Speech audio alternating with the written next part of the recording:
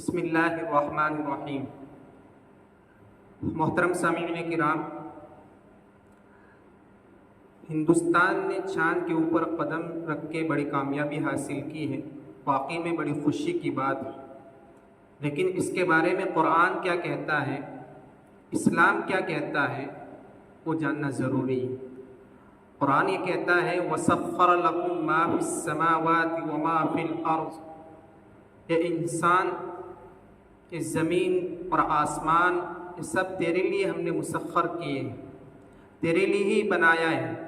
آسمان تیرے لیے پیدا کیا ہے، زمین تیرے لیے ہی پیدا کی ہے، یہ چاند، یہ سورج تیرے لیے پیدا کیے ہیں۔ وَسَخَّرَ لَكُمُ الشَّمْسَ وَالْقَمَرَ، یہ چاند اور سورج تیرے لیے پیدا کیے ہیں، اور یہ سمندر، یہ خشکی، یہ بحری تیرے لیے پیدا کی ہے۔ وَسَخَّرَ لَكُمُ الْبَحْرَ، یہ سب تیرے لیے پیدا کیا ہے۔ زمین تیرے لیے پیدا کی، آسمان تیرے لیے پیدا کیا ہے، چاند اور سورج تیرے لیے پیدا کیے ہیں، یہ ستارے، یہ سیارے تیرے لیے مسخر کیے ہیں۔ مسخر کرنے کا مطلب یہ ہے کہ انسان کی تحقیق اور ریسرچ کبھی نہ کبھی جو ہم سے لاکھوں اور کروڑوں میل جو دور سیارے اور ستارے ہیں، اس پر اس کی تحقیق اور اس کی ریسرچ ہو کے رہے گی۔ تو قرآن تو یہ کہتا ہے کہ چاند پر قدم جو رکھا ہے، یہ تو قرآن نے 1400 سال پہلے بتا دیا ہے، آج سے نہیں بلکہ 1400 سال پہلے بتا دیا ہے۔ وَسَخَّرَ لَكُمُ الشَّمْسَ وَالْقَمَرَ، کہ انسان کی ریسرچ چاند تک بھی جائے گی، انسان کی ریسرچ سورج تک بھی جائے گی، انسان کی تحقیق سیارے اور ستارے تک جائے گی۔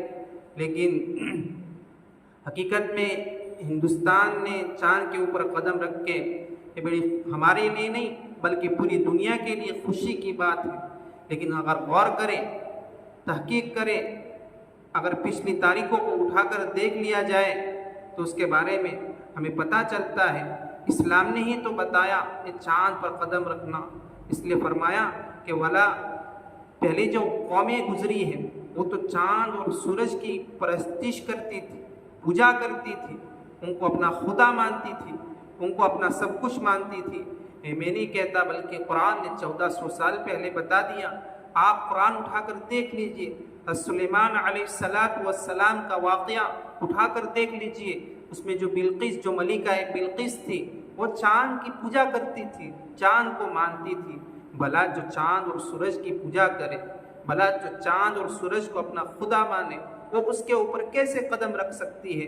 لیکن یہ حقیقت یہ ہے کہ سب اسلام آنے کے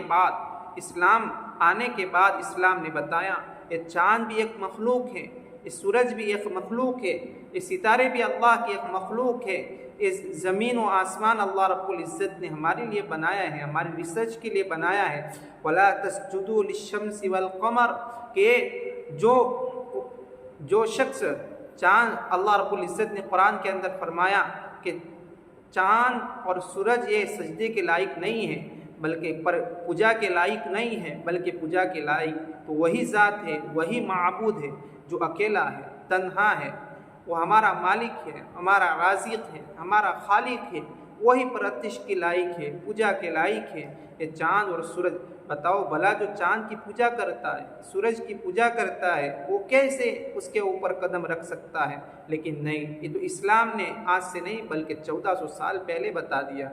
حقیقت میں یہ سب پہلے مسلمانوں کے پاس تھا، لیکن مسلمانوں نے جیسے قرآن کی تعلیم کو چھوڑ دیا اور قرآن کے احکامات کو چھوڑ دیا، قرآن کی نکات کو چھوڑ دیا، پہلے یہ سب ریسرچ کرنا، یہ سب ہمارے ہاتھ میں تھا، یہ مسلمانوں کے ہاتھ میں تھا، لیکن جب سے چھوڑا، قرآن کی تعلیمات کو چھوڑا، آج مسلمان سب جگہ سے بلایا گیا۔ اللہ رب العزت سے دعا کرے، اللہ رب العزت ہم سب کو قرآن کی تعلیمات اور قرآن کی ریسرچ کرنے کی اللہ رب العزت ہمیں توفیق عطا فرمائے۔ وآخر دعوانا الحمد للہ رب العالمین۔